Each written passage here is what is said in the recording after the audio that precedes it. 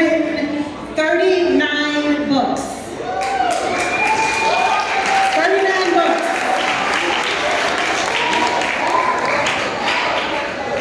Kwame Alexander, ladies and gentlemen, has won a Newbery Award, which, I don't know, we can call it like an Oscar. You guys watched the VMAs last night? He's got VMA status. He walked away with an award. Kwame Alexander is the LeBron, ladies and gentlemen.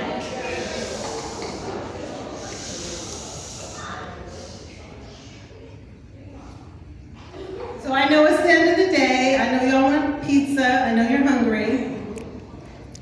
But we actually do have LeBron here, and his name is Kwame Alexander. He's written 39 books, and I want you to clap it up for Kwame Alexander.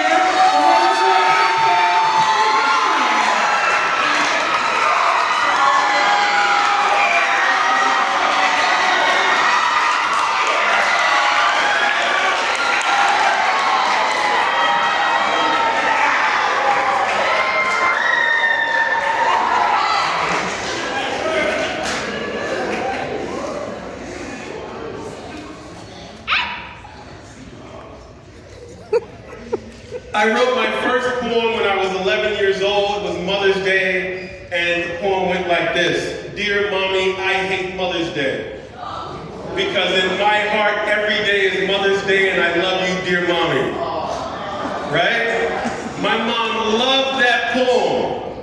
And so I kept writing poetry, and then I went to college, and I was going to be a poet. I went to this college called Virginia Tech. And at Virginia Tech, I had this really famous poet as my professor. You may have heard of her. Her name is Nicki Minaj.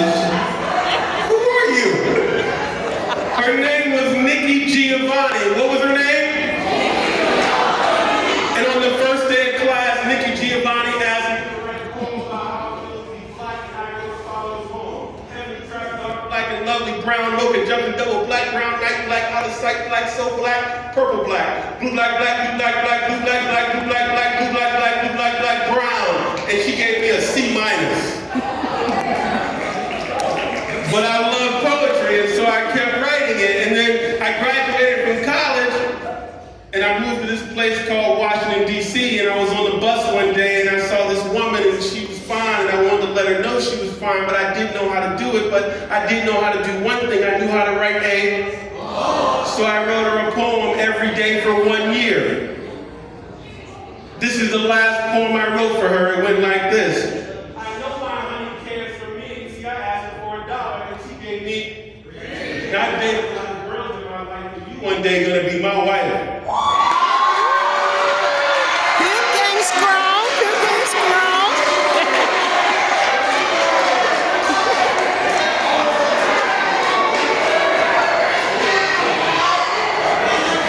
I know my sugar's love is true. See, I told my mama and she told her. Not dated a lot of girls in my life, but you one day gonna be my wife. I know my baby's heart is mine. See, she tells me all the time, I'm fine. What took y'all so long? Now I've dated a lot of girls in my life, but you one day gonna be my wife. My baby, how I feel. She wants to know if my feelings real. So I proceed to kiss her on her lips. Politely place my hand on her. And hope she doesn't get too excited to hear that I've dated a lot of girls in my life, but you one day gonna be mine. And guess what, y'all? She married me.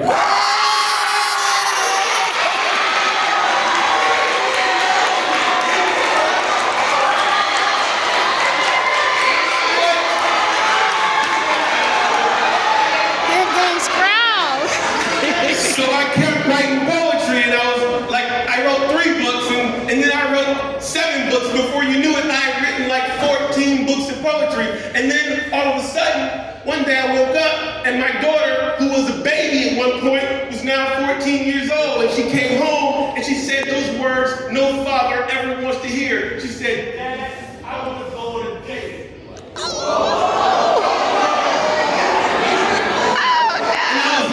That will never happen. Maybe when you're 30, I will allow it. And And my wife was like, dude, you're gonna have to let her go on a date. So I said, Kwame, do the thing you do when you're trying to deal with the things in the world that bring you pain. Go and write a.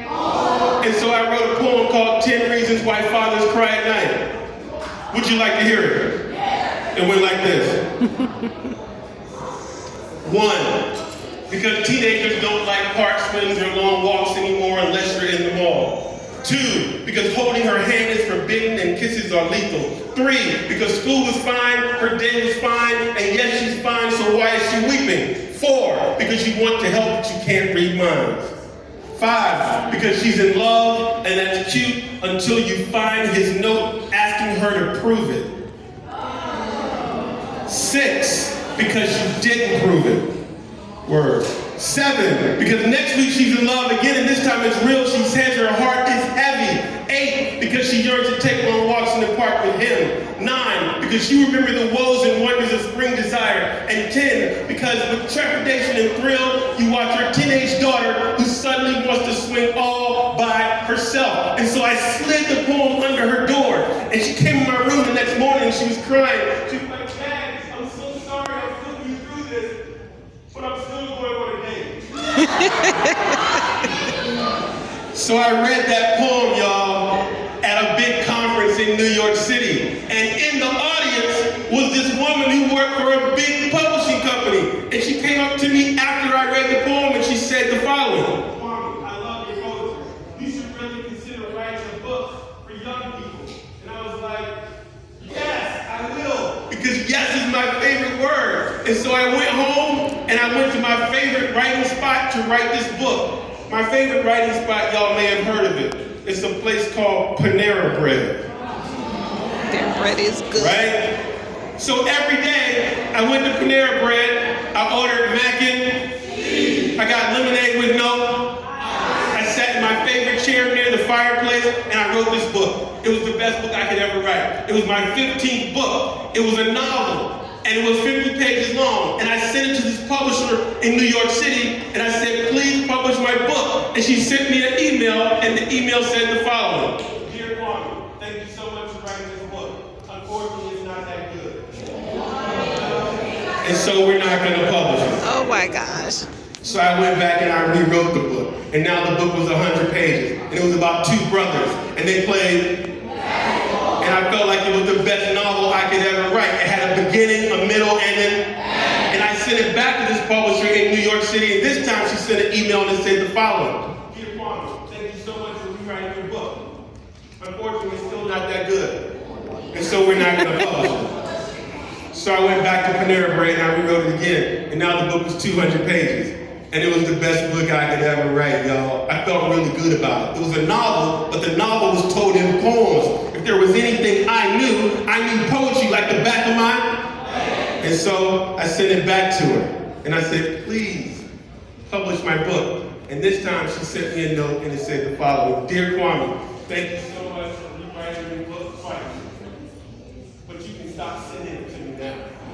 No. Your book will never be published. So then I went home and I was like, all right, this is never gonna work. But I rewrote it one more time. And now the book was 238 pages. It was 238 pages. It was the best book I could ever write. It was about 2 brothers. They were twins. You could tell them apart because one brother had long hair and the other brother had short hair. And one day, the brother with short hair, he goes to his brother and he says, if I make the last shot in the game, I get to cut off all your. And his brother responds like this. If my hair were a tree, I'd climb it. I'd kneel down beneath and enshrine it. I'd treat it like gold and then mine it. Each day before school, I unwind it. And right before games, I entwine it. These locks on my head, I designed it. And one last thing, if you don't mind it, that bet you just made, I decline it.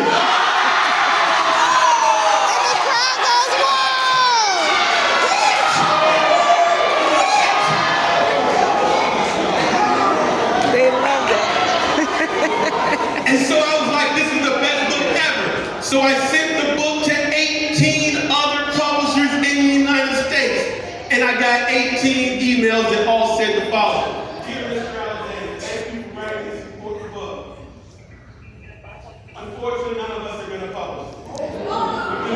the book about basketball and girls don't read sports stories. What? Yes, we do.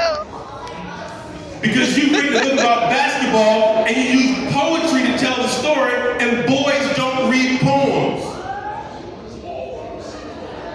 So then I was like, yo, this book is never getting published, so I decided to give. And I went to bed that night and I gave up. And I woke up the next morning and I said, wait a minute, Kwame, you are a say yes person. You never allow other people's no's to define who you are. You gotta say yes to yourself. Help me out. If you want a book published and everybody's saying they can't publish it, they don't want to publish it, how do you say yes to yourself? Raise your hand if you know the answer. Yes. You publish it yourself. And so I woke up and said, I'm gonna publish it myself. Yeah, give it up, give it up. And a week later, I got an email that changed my life. The email said the following. Thank you so much for writing this novel. I read your novel. Everybody in our company read it. And we would be honored to publish your book.